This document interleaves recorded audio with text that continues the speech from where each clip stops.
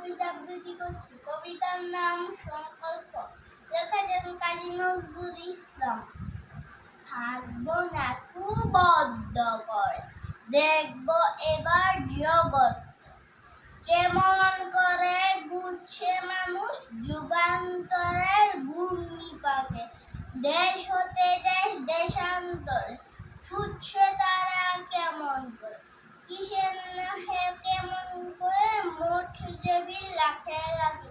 কিসের আশায় করছে তারা বরণ মরণ যন্ত্রণাকে হাবি চলে যায় যেতে